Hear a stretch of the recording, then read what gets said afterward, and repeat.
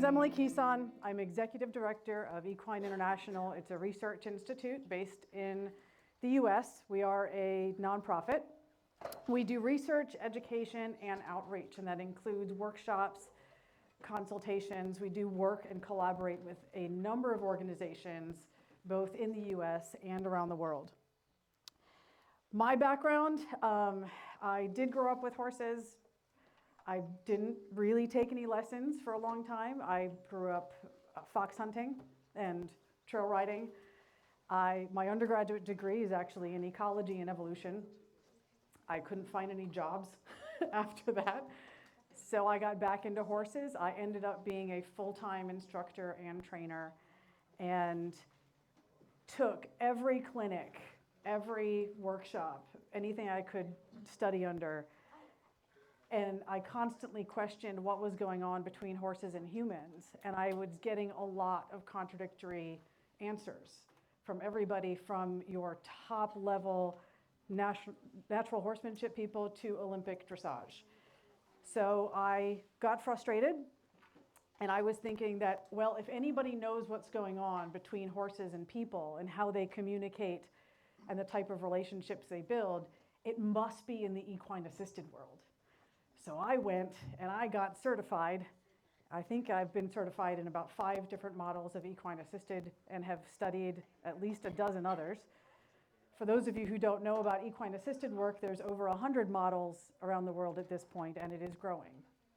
What I realized at the time was that at that time, the equine assisted world was getting their information from the typical equestrian world. So I wasn't finding the information I was looking for. So I got frustrated again, went back to school, got a graduate degree in equine science, thinking that, well, if anybody knows what's going on, it must be the researchers. It must be in science. Turns out that the research in the field of equine and human interactions, from the perspective of both the horse and the human, was in its infancy, and there wasn't much to be done. So I got frustrated again, went back to school again, ended up with a master's in psychology and a PhD in comparative psychology, specifically to look at equine behavioral psychology in the context of human interactions. So where did that take me? This is what we're going to go over today. It took me in the direction of realizing that we don't really know who horses are, especially who they are without people.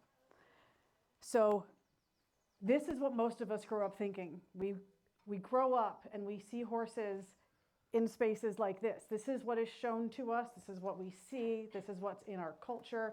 And I am speaking more specifically about the Western culture. So we have horses in entertainment. So our entire exposure of horses is seeing them in stalls, under saddle, with halters. In the media, the only way we see horses is in service of humans. So this is how we see them in entertainment.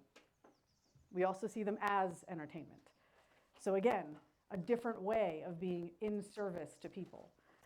So our ideas of horses from when the first time we're exposed to them are primarily about seeing horses as how they can serve people. But who are they? So who are horses? Who are equids? Who are they without us? We know who they are with us in terms of how they serve us and the role they've played in history.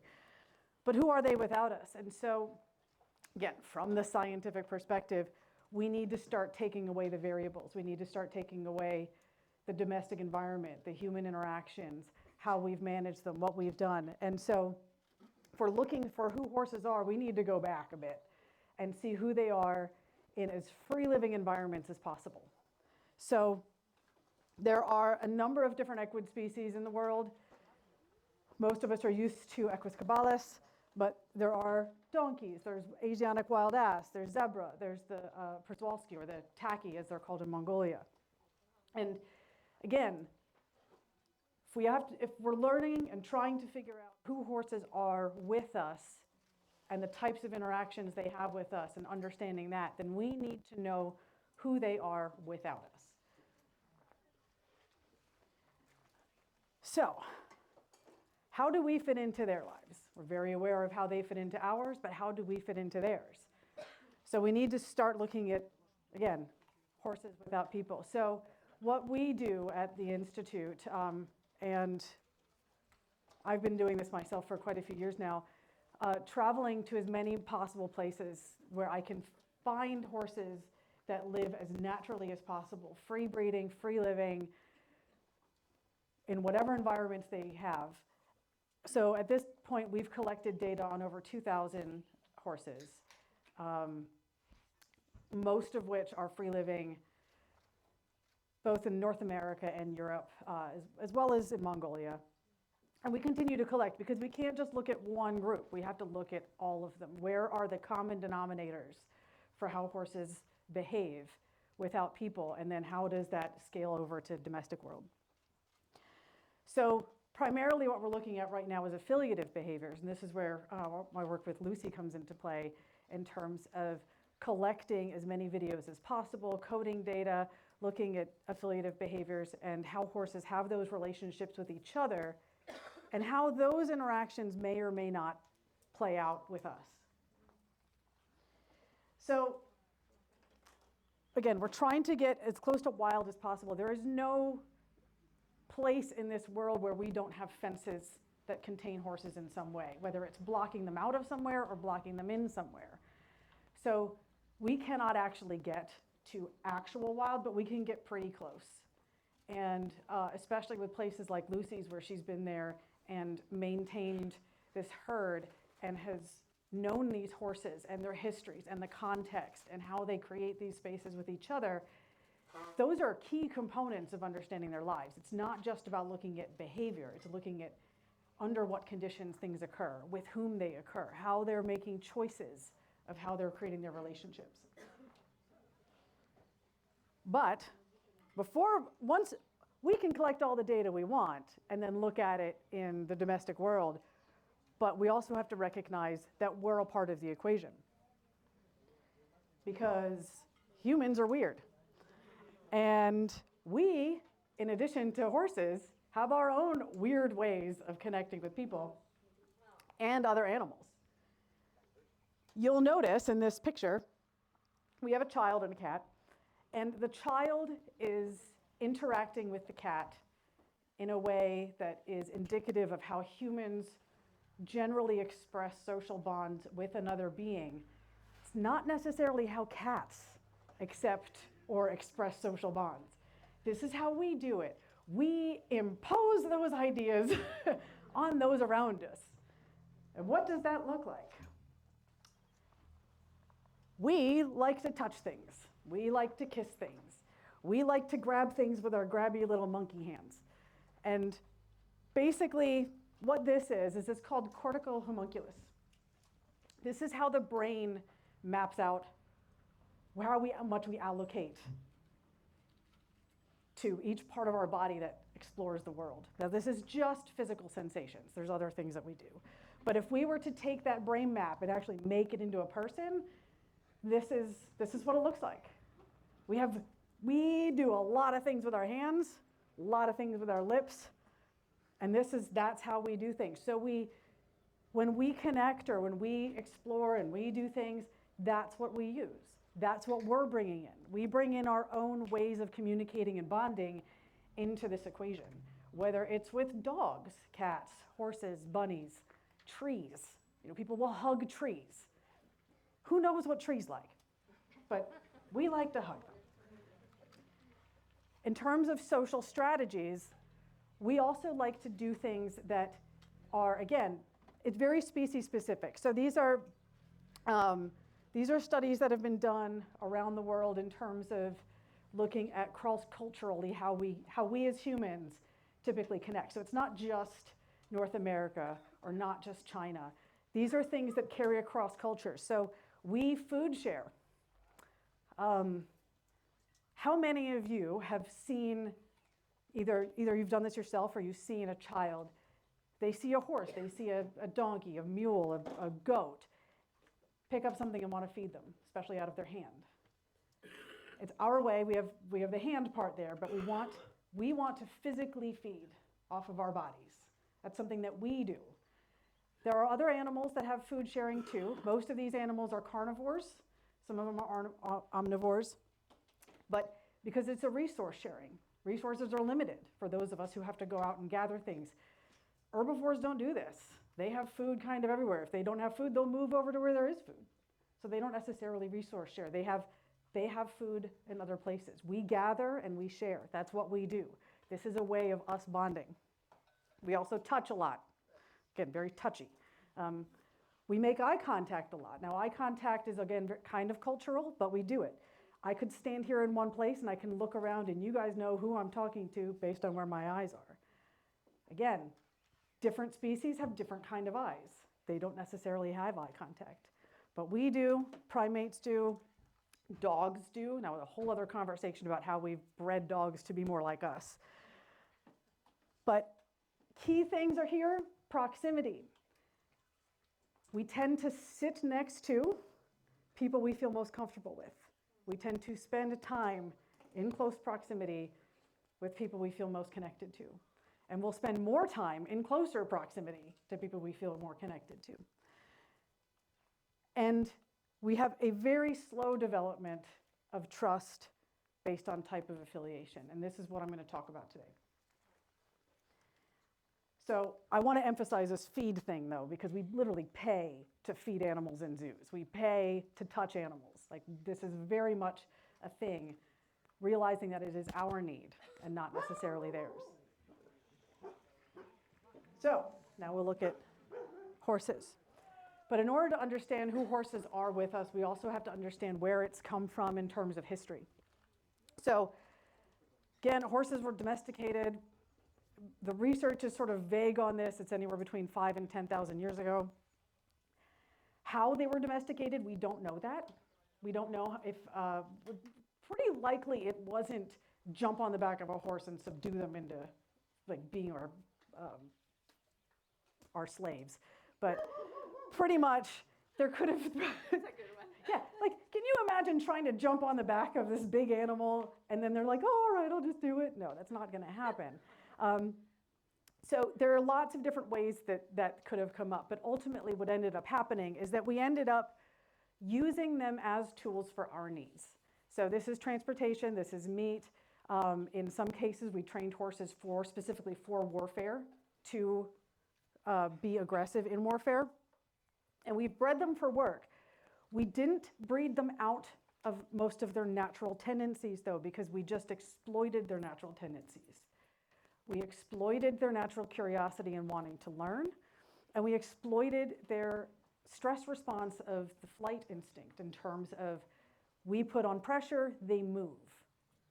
That's a stress response, and we exploited that for our benefit. So we gave as little pressure as possible to get as much movement as possible. So we bred that in. More so in some breeds than others. The interactions, however, have all come, again, through this idea that we are using them for our benefit. We are instrumentalizing an animal to benefit us. This is key because the entire duration of practices over the last thousands of years have been based on that, on us instrumentalizing and using the animal. However, over the last 100 years or so, that shifted. We don't need them for these things as much anymore. People are beginning to see horses as companions.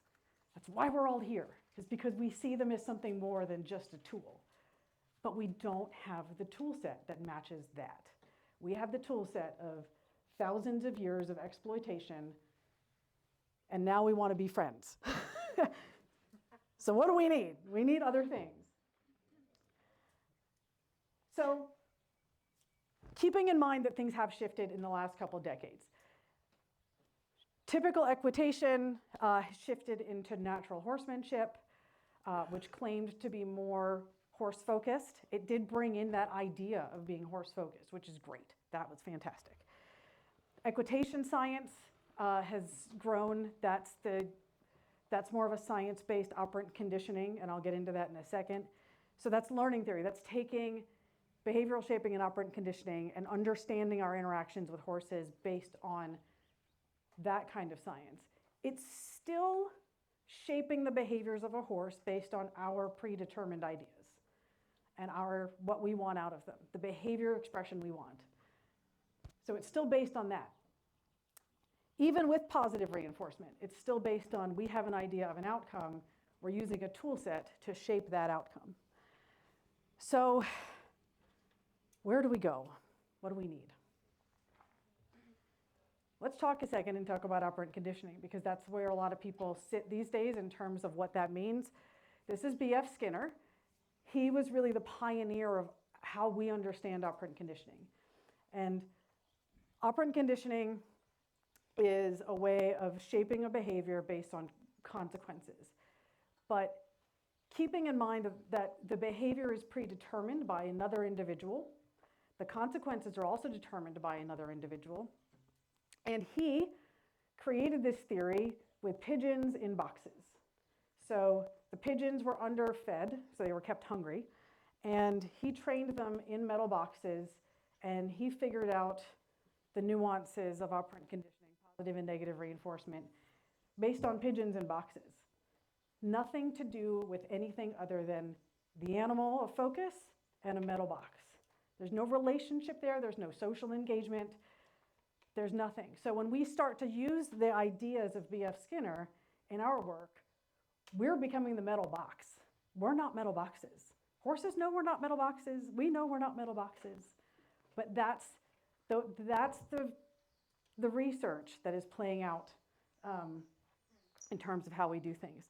This is Fed Up Fred. This is a comic. She does a very good job of sort of simplifying some of these concepts. So operant conditioning is positive and negative reinforcement and punishment. Reinforcement means that we're doing something after a behavior that we like. So we like a behavior, and then we're adding something into the equation or taking something away that in the hopes that that particular behavior will be expressed again under the same circumstances. Punishment is, again, that adding or subtracting something in the hopes that we will diminish the likelihood that that behavior will happen again in the future. So in typical horse worlds, we have positive reinforcement. This is when, oh, I like that behavior. I'm going to give you a treat after you've done that behavior in hopes that that's connected. Great. Negative punishment, that means you're going to take something away. If the behavior is expressed, oh, I don't like you itching your head on me, I'm going to step away. I'm going to take that away. Positive punishment, you're adding something that the horse doesn't like after they've behaved in a way you don't like. So you're going to yell. You might, crops come into play, whips come into play, all kinds of things that we've done in the past.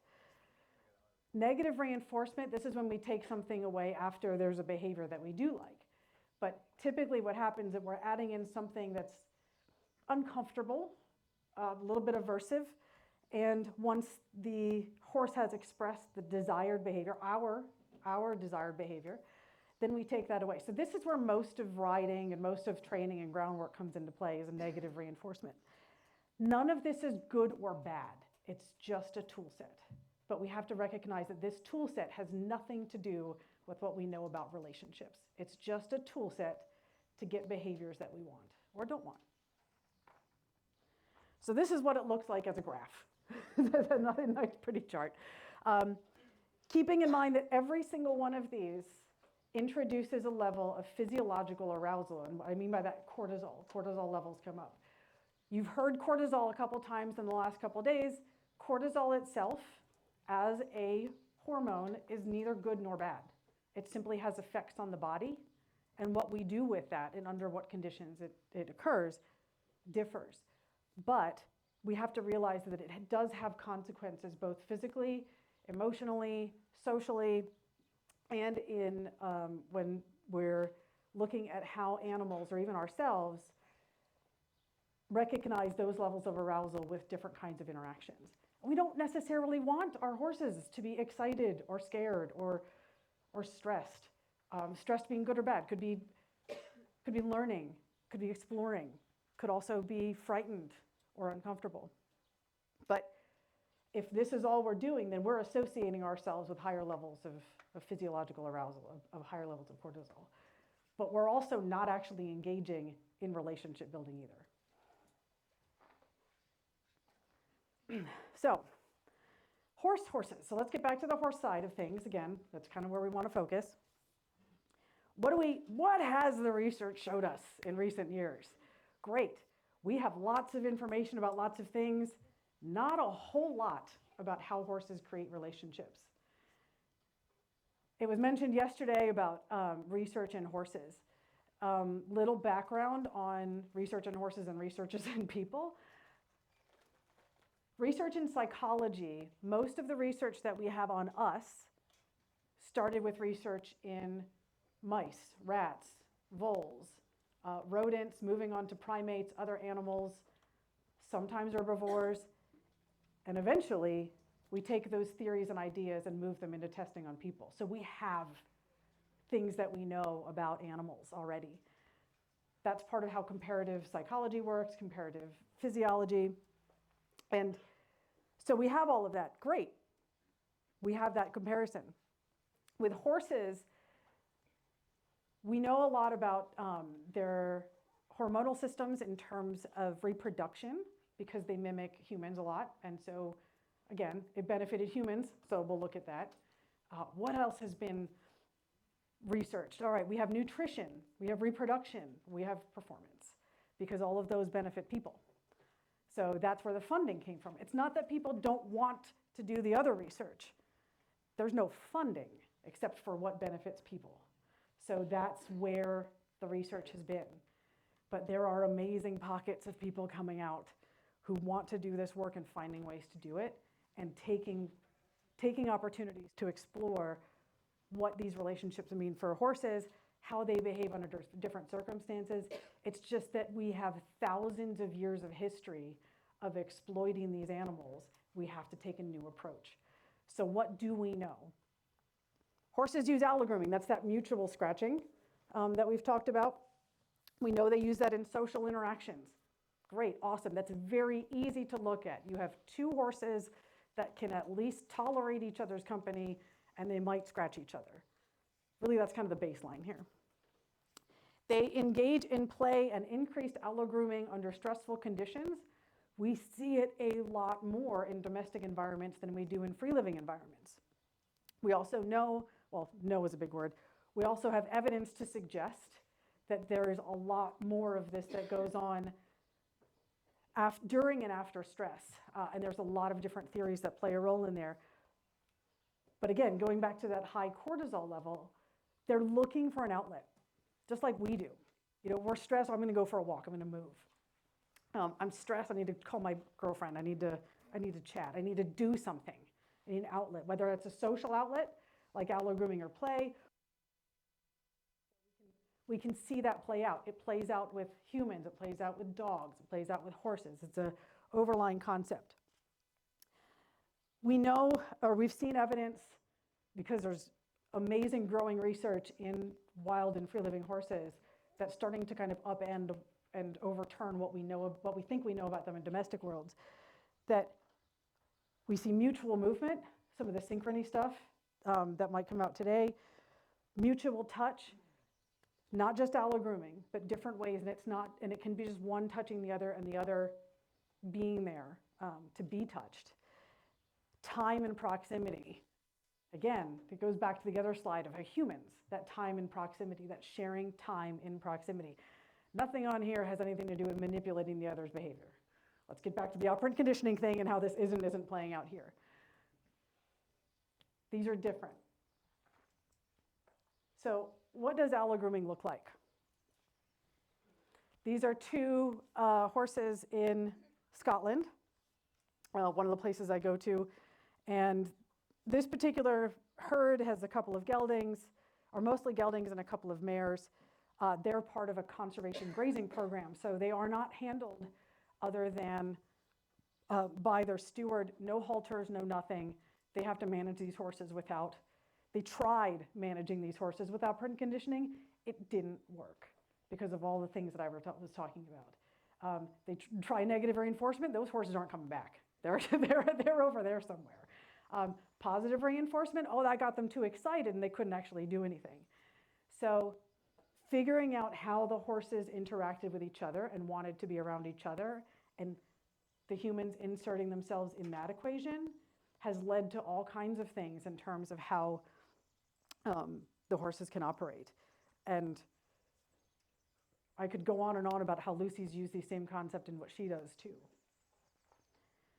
So again, going back to behavior, and I can give you all of these references later, by the way. It's a long list, but I can certainly help you. The ethograms that we do have, and they're longer than what's on here.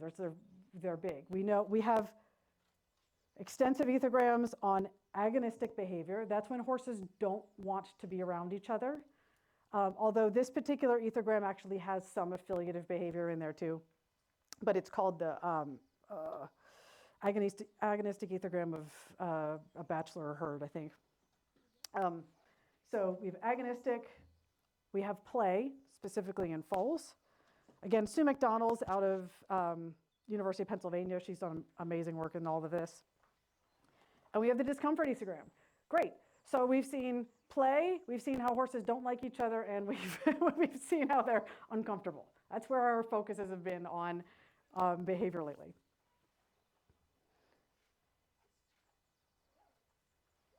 So in terms of horse interactions. So agonistic interactions, these are interactions you'll see when horses basically communicate that they want space from one another. It could be a small bit, it could be a big expression. Usually it's small to begin with, but it gets bigger if the other horse is not responding. And these are interactions where, again, they don't want to interact. And yet, again, if we look at how we've been using interactions within horse-human training with aversive interactions, it doesn't play out with how we want it to. If we're using aversive interactions to try and engage with our horses, we're typically telling them to go away if we're looking at it from their perspective.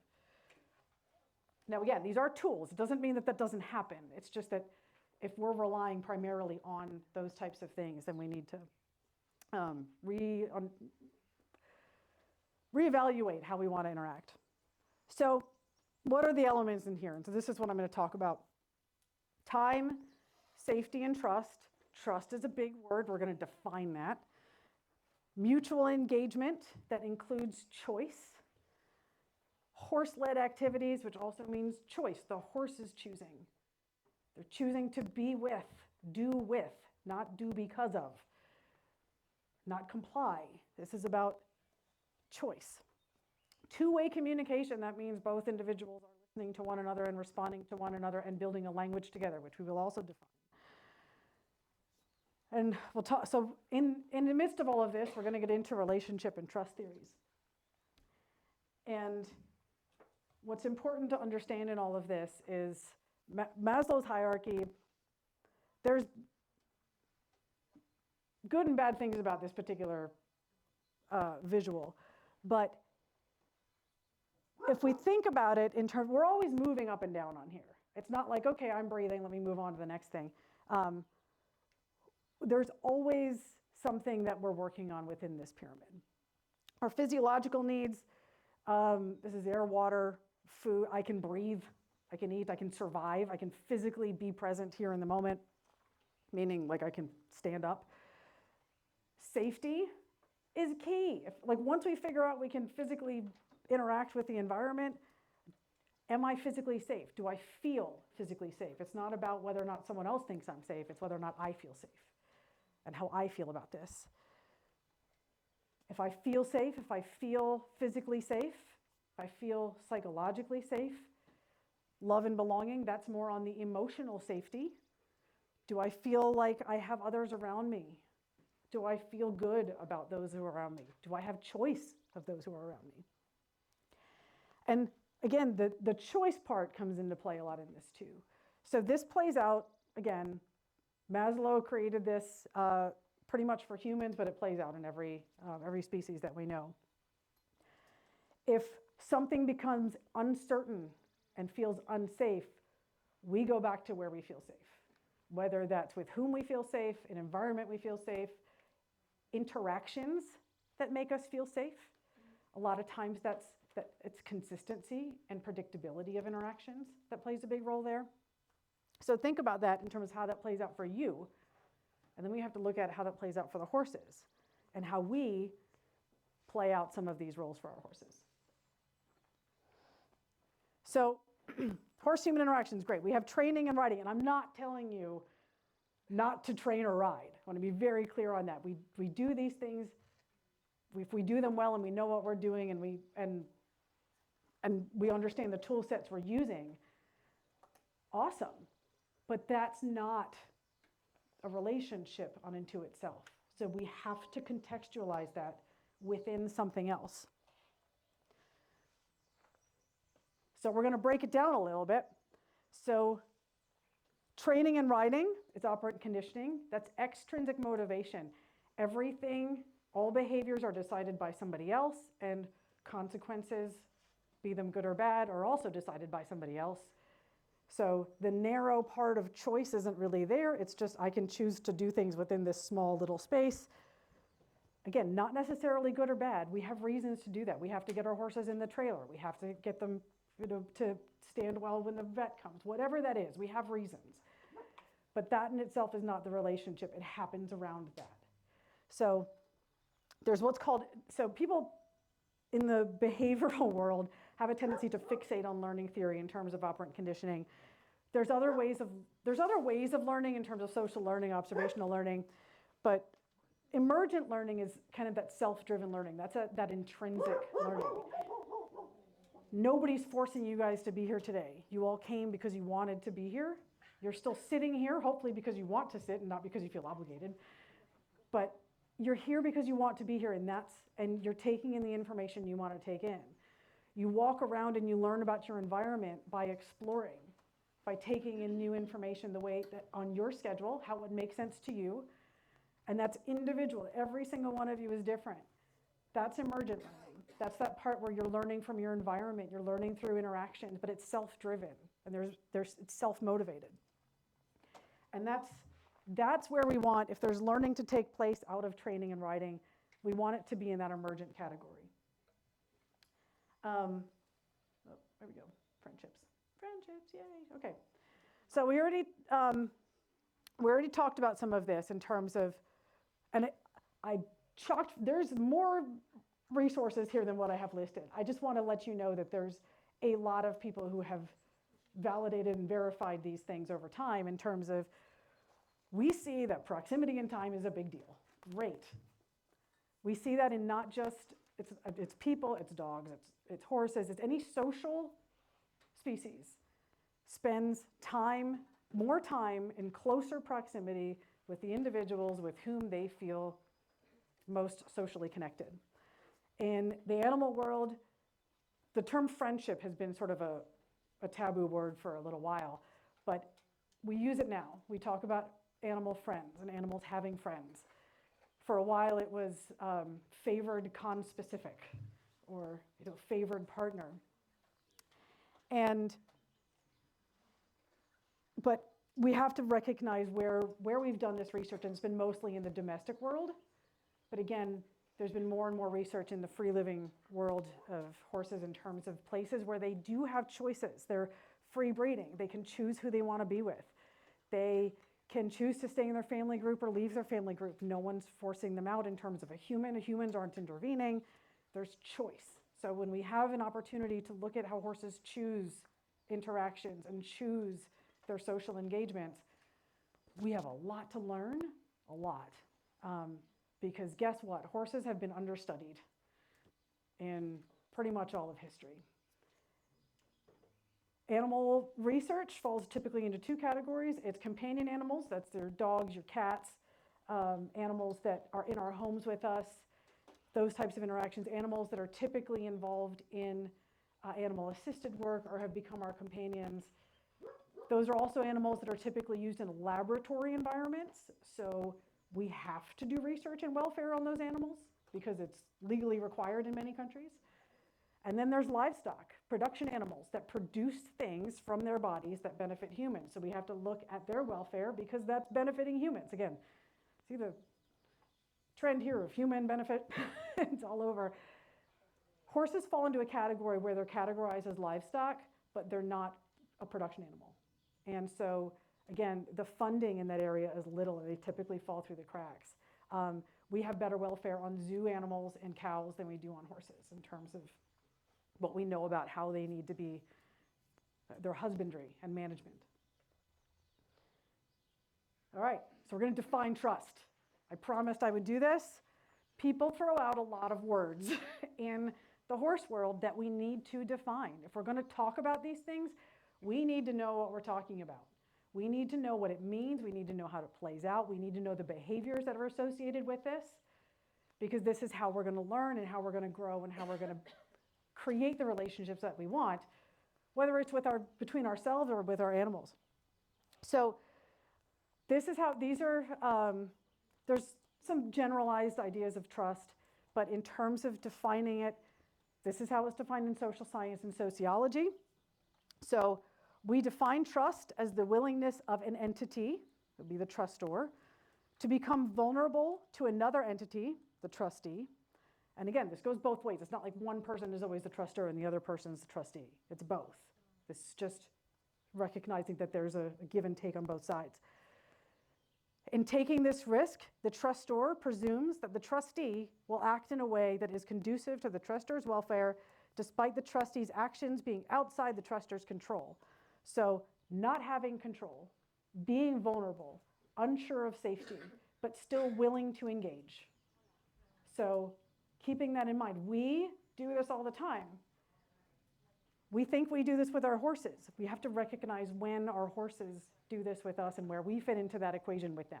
And again, the choice of being there and not being in control. So it's that willingness and choice to still engage.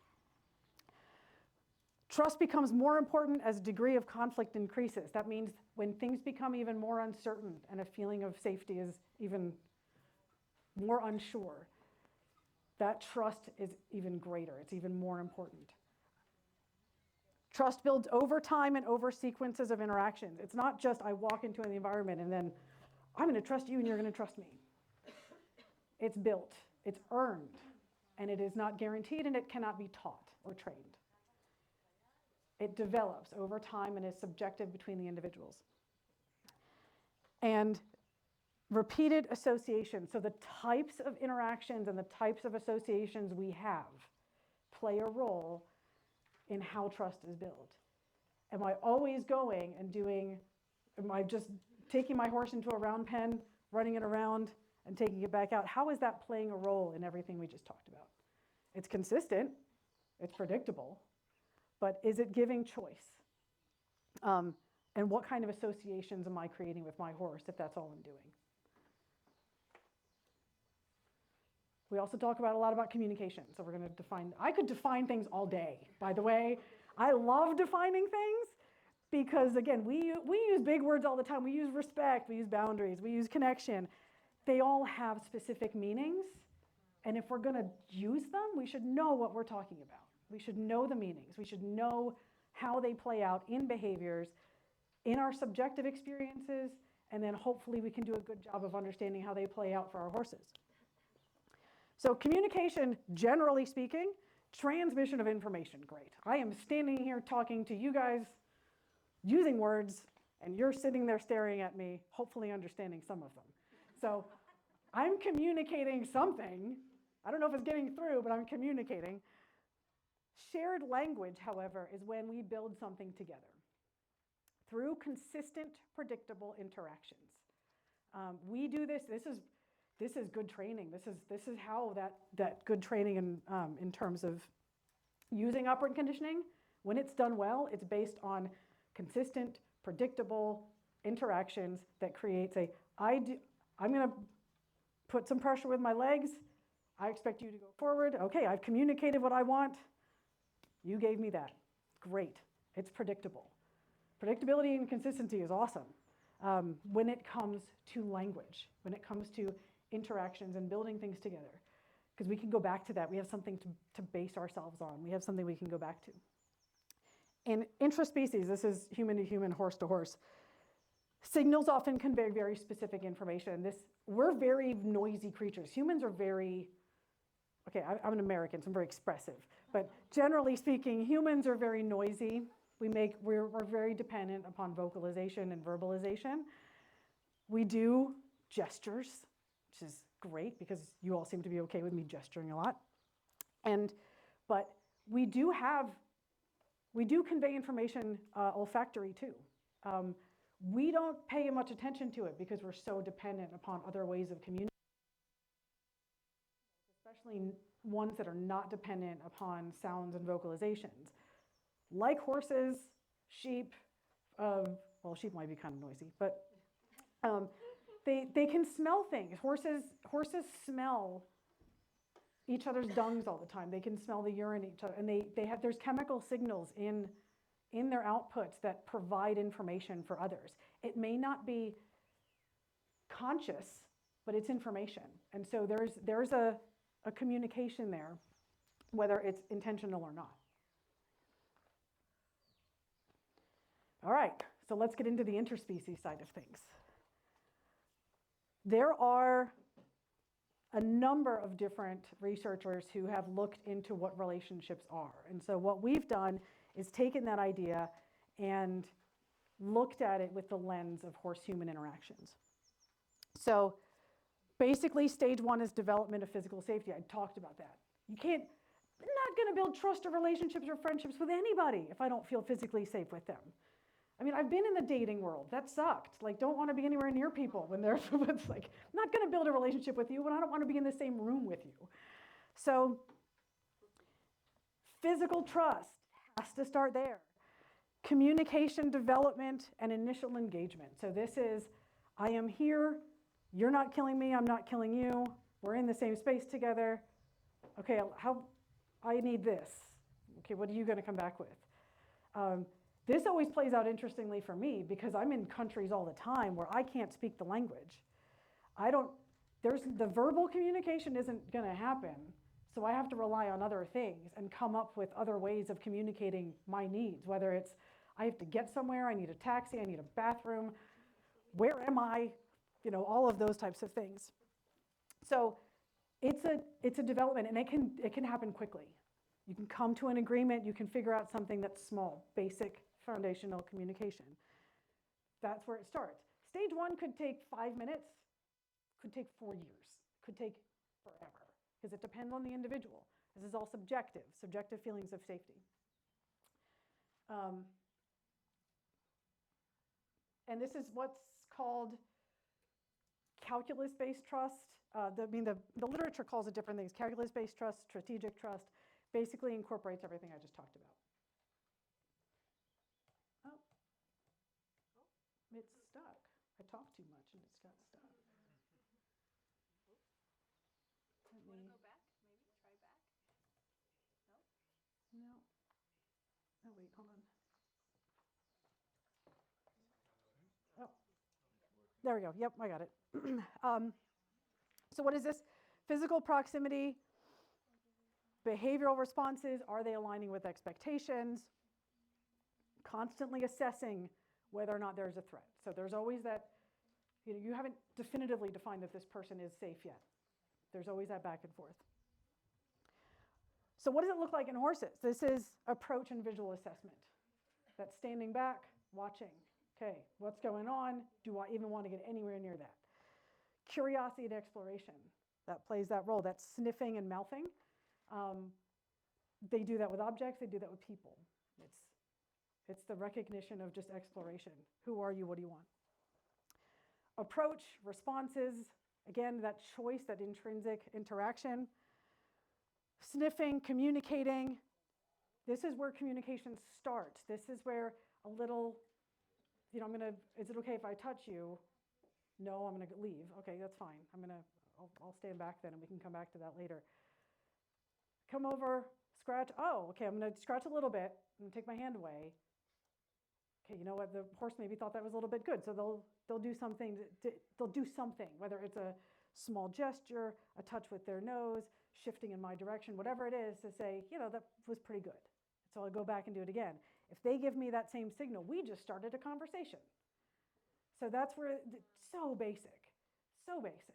But giving them that choice, giving them that opportunity to express themselves within that conversation. And there's all this physical safety thing. I'm playing this like when it comes to mares being in season, they go all over the map when it comes to like, yes, I want to be around you, and no, I don't. Like, I mean, granted, you could look at that with any social species during reproductive season, but so what might this look like? Let me see, it's not started yet. I may end this video before this is Eriskay, this is an island in Scotland. There are horses that live, they are geldings and mares. Stallions live on the other island over there. And I'd been following this mare for about a half an hour in this direction, and she stopped on this hill. I am not a cinematographer, so it's not very stable, and I'm sorry. So she stopped and was looking, and she had called, or she called out, and these particular group down this valley had called back. And so she stopped on this hill, and the horses came up this cliff face. I mean, it's just incredible how they could climb up that. And so it's that there's no like, oh, I'm going to come together and we're going to be friends, and this is amazing. This is that assessment. Like, I have no idea if she's grown up with these horses or have never met them. I don't know their history, but this is it. And so there's some behavioral kind of communication going on, some expressions, and then I'm going to move on because I am running a little bit behind. But so they slowly, and it takes a long time, slowly come together, and it is anticlimactic.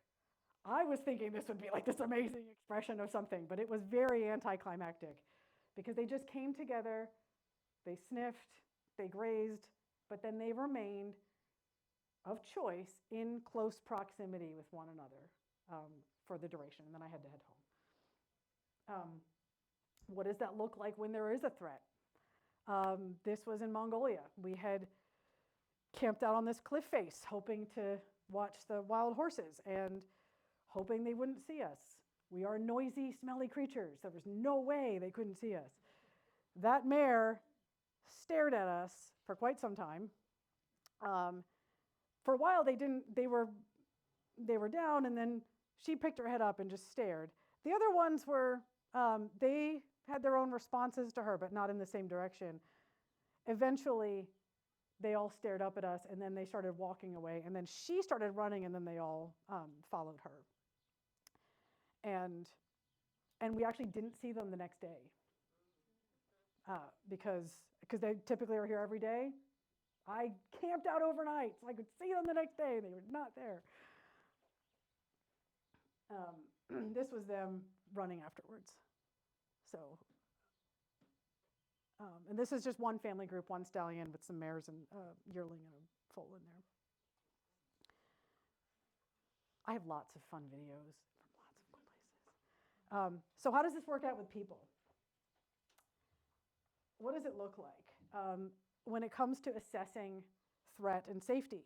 Okay, this is a wild burro. He came from Nevada, I think. Only time he'd ever been handled was when he got shoved into a trailer. He stood away from people for 2.5 years before he let anybody near him. And it was his choice. We let it be his choice. And he now loves scratches. He loves, but that was his choice. He made that happen. Over time, he came over, but it took 2.5 years. This is exploration. This is my mare and one of my colleagues and my donkey. And so my mare is gonna, she gives some behavioral expressions to the donkey, but also has her own decision of exploration of whatever's on my friend's boots.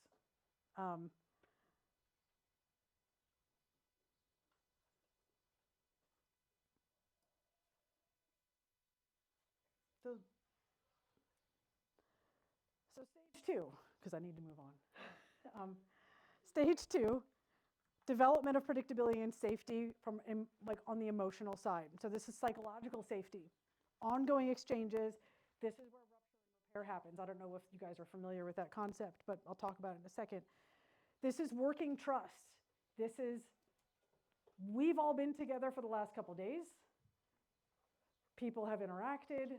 You figured out that there's a level of safety you've maintained, a level of knowledge, a level of understanding, a level of communication. You've consistently come back, usually sitting in the same places, and usually talking to the same people, because that's within the comfort zone. So if you came with them and they're your friends already, awesome, you've already made it somewhere else. But these might be people who you've met just recently. This is likely the stage that you're in. It's predictable, safe and to a point, but things happen. That person says something hurts your feelings. Somebody stepped on your foot. In the animal world, this is where you step on your cat's tail and you hope you can regain their trust and they're not going to kill you in your sleep. So that's the rupture part, and we repair that through going back to baseline. Do you feel physically safe with me? Are we okay? Do we still have the same level of communication? You build that back up. It doesn't come back right to here. It goes back down and then build up. This stage is largely transactional. This is give and take. It actually follows economic theory. And this is working relationships. This is where most of us have our relationships with our horses. I do this, you do this in return, great, that's what we have. You come to me, I give you a treat, great.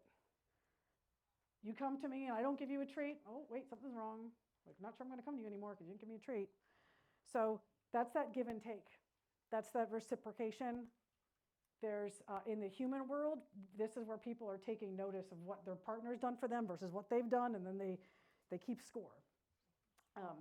And again, you fluctuate. No relationship just stays up here. Usually there's fluctuation up and down. When we look at what's been going on, the work that we've been doing with Lucy and the Pachakas in terms of how this looks for horse interactions, and we have a huge spreadsheet of affiliative behaviors that we've been coding, and we'll hopefully submit it for publication before the end of the year. This is where they are using each other and the other is tolerating it. So horse scratches its head, allo grooming. Sometimes play comes into play because it's just an outlet. They'll find whoever they feel like is their best playmate.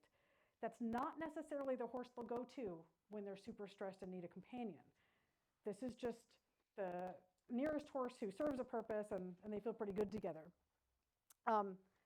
So what does this look like in the horse world? They'll use each other. They'll just scratch their heads on each other's bum. This is a friend of mine in Poland. This is, well, the horses aren't friends, but the person who has them is a friend. And then the other one, like you said, that horse walked away. They choose to be in that space. It's a voluntary choice of sharing that space in those interactions. So what does this look like with people? They use us for scratches, and that's okay. So we have Nemi. This is also a Mustang off of the Bureau of Land Management. He also didn't want people touching him for, 4 years, I think. Once he figured out people were good at scratching, though, oh my gosh. And he's a big guy, and he'll turn his butt to you, and it's like, scratch my butt, and he'll back it up. Like, that's not really what we want to be doing. So it also, they will mutually, same horse, he likes scratches, they will mutually groom. I grew up with the idea that if a horse did this, you have to put your elbow in their face. You smack them away. They're not allowed to scratch on you. Turns out, really, we should let them do this. And they can learn how not to use their teeth. They can learn. Because the anatomy of allo grooming is, if I don't like where you're itching me or how hard you're itching me, then I'll stop itching you. And then we'll come back and we'll figure it out together. So you can, if I have a fjord of mine, he likes to allo groom, but when he started using his teeth, I would just stop allo grooming and then we'd come back. And so we figured out that the only way that I would allo groom with him is if he didn't use his teeth. Great, we can allo groom all day. So the last stage is the deeper relationship. This is where we all want to be with everybody all the time. But it doesn't actually happen because it's not our choice. This is a mutual choice between both individuals within this relationship. And it is emotional trust. This is the biggest level of vulnerability. This is what's called affect-based trust, emotional affect. And this is safety seeking. So when everything in my life is falling apart, who am I going to feel safe and comfortable? Who is that person? It would be ideal if we got to be that for our horses. Most of the time, our horses want to go off and be with their friends. So we need to just be aware of where we fit into our horses' lives. We cannot inject ourselves in here. We cannot train this in. We have to let our horses build this with us and understand where we fit into their lives, even if we never get here. We have to suck it up and deal with it because it's not our choice, it's theirs. So, friendships, yay! Favored partners, especially during stress. This is what's called the tend and befriend theory. It's fight, flight, freeze, and please are the typical four. And they don't always take place in that order. It depends on species. But with social animals, there's also a tend and befriend thing where individuals feel psychologically or physically stressed. They will go to their favorite friend and engage in affiliative behaviors that are their favorite behaviors. So for humans, this means I feel stressed. I'm going to go to my best friend and just get a big long hug, maybe longer than they want me to give them, but that's what's going to happen. Or I'm going to call my friend on the phone. We're going to talk a bunch because talking is my thing and I want to talk. It depends on the individual. It depends on the horse too. Horses they'll gravitate physically towards whatever makes them feel safe or whoever makes them feel safe, but the interactions may not be what we think they are.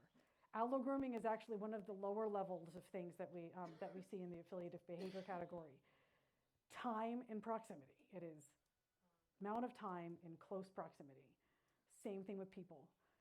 I'm not a party person. I am not a crowd person. So I'm going to gravitate towards my best friend in a corner of the room, and I'm just going to snuggle up next to her and just stay there, quiet, for however long it takes me to feel comfortable.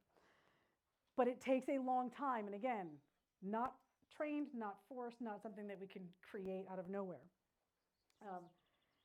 When it comes to how we see this play out, sometimes, again, play, but there's joint movement, there's this synchrony.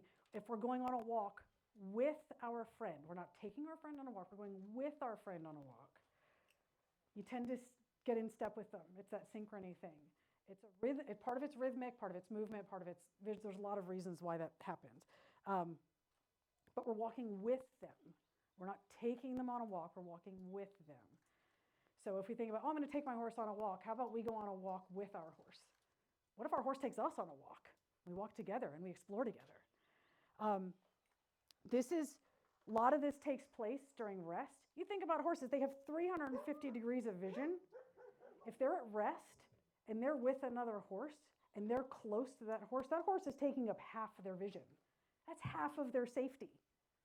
And they're allowing that horse to be that close and they're wanting to be that close. That's big. That's a big thing for prey species and herbivores.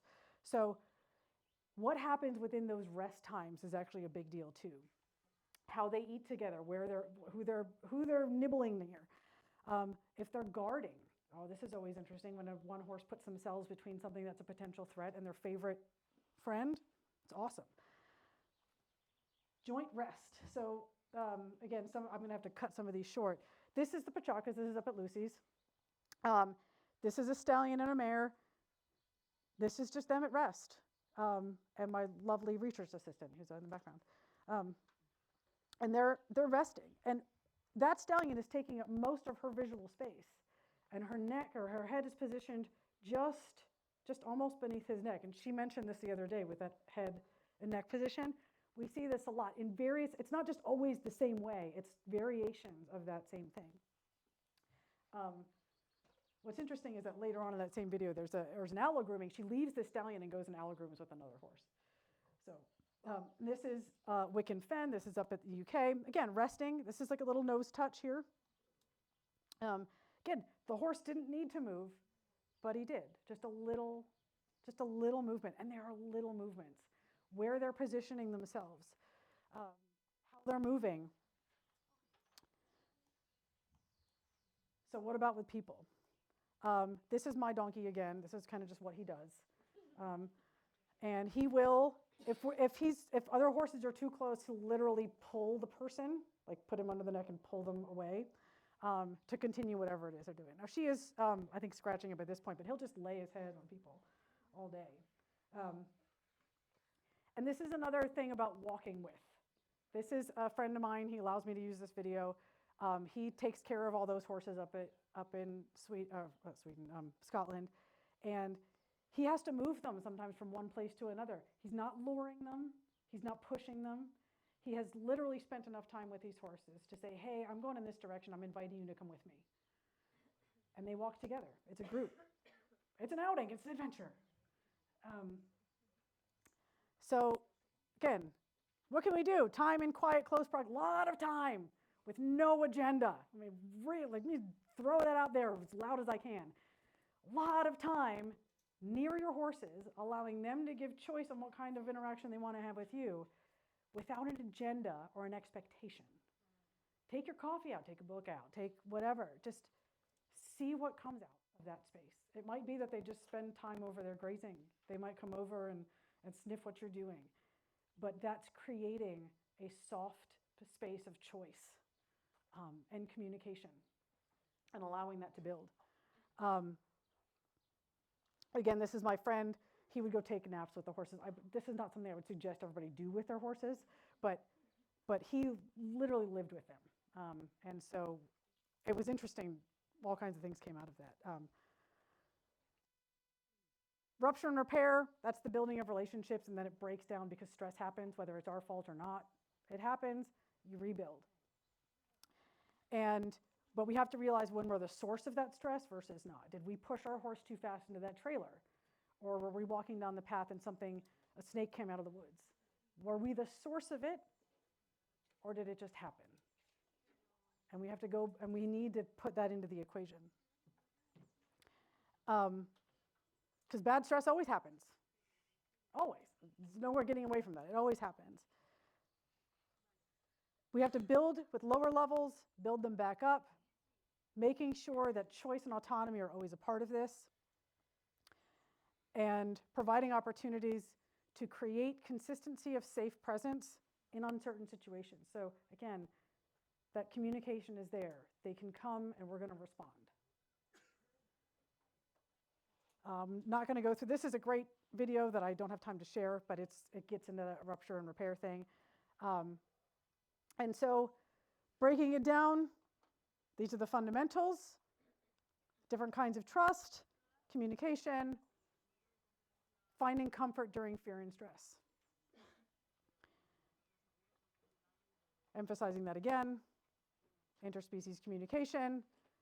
We always use the same communication with others as we typically do within our own spaces. I come to this country, I have my own ways of communicating. I'm very gestural. I'm going to use English because that's how I communicate. That's the only thing I know coming in, because I know very little Spanish, mostly have to do with beer and food. So not going to be helpful here. Yeah, exactly. So I have to come in with the communication that I know, and I'm going to hope that someone understands me. Animals come in too. They come in with their communication styles, their languages, and they're going to hope we understand. If they've had a stable developmental space through foaling till adulthood, a lot of that communication is very clear. Our domestic world impedes on that. We wean them early. We keep them isolated. We sell and trade them as individuals without taking in mind their social interactions, which can be disruptive to how they communicate or how they develop these things. If that's been disrupted, that this chain of events that I just talked about may also be disrupted, and they may not get to certain levels with certain people or certain animals because it's been undermined. Yeah, okay. Oh, I think, really? Okay. Thank you. All right. Key part, building experiences together. Again, this is not me telling another what to do. Healthy relationships are two individuals that come together in mutual ways, mutually beneficial, with both of them wanting to be there. Think about that. Passive spaces build preliminary strategic trust. So that's that spending time. just spend time. Like, I can't even emphasize that enough. Be something that most of us probably aren't threatening to our horses, but let's give our horse that choice. Let's let our horses choose where we fit into their world. Communication does provide consistency and predictability. Again, that's that working trust thing. And that emotional bond, it's that mutual engagement. It's non-directed. Making sure that building all of this is about inviting engagement, not forcing it, but inviting it. Reinforcing and supporting the idea of choice. Learning, again, a whole other topic that I could go on a huge tangent on. Learning only happens through growth and discomfort. Only happens through growth and discomfort. Our comfort zones are here. That's what we know. That's what we feel comfortable with. That's great. You don't learn anything. There's nothing that's just there. That's what we feel good with. Great, awesome. When we feel uncomfortable, that's where we learn. That's where we learn to avoid things or go closer to them or repeat them or not do them again or whatever it is. Cortisol levels go up during that time. Again, neutral hormone. Cortisol is essential for learning. You have to have that. It's part of the learning process.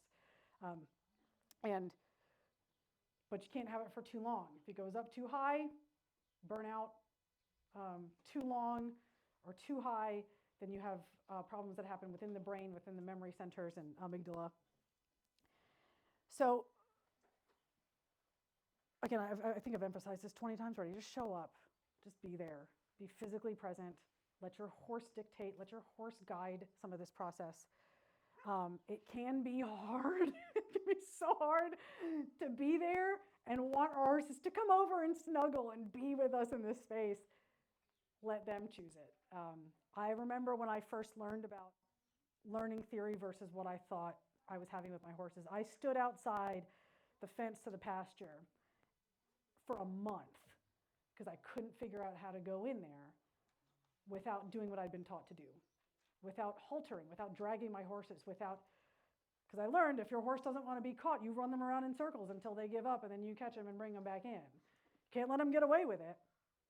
But when I figured out my horses didn't want to be caught, they didn't want to be with me. They didn't want to do what I wanted to do. All right, what tools do I have now? So I stood outside that fence for a month before walking inside and just standing and being and letting them help me figure out this thing together. And amazing things can happen. Might take a really long time. Might take a very short time, but it might take a really long time. But there's a whole other world of being with our horses that doesn't have to do with training and dictating what they do. So I need to give a lot of credit to a lot of people who help with all of this. Tons of credit to Lucy for being a constant inspiration and help and being a part of all of this process. The rest of these people are people who I collaborate with. Some of them are international grad students, a lot of them here in Europe, Australia, US, all kinds of people. We collaborate with all kinds of different organizations to do lots of things, and this isn't even half of what we have, but I should probably leave time for questions. So thank you for listening. This is my favorite topic, so thank you.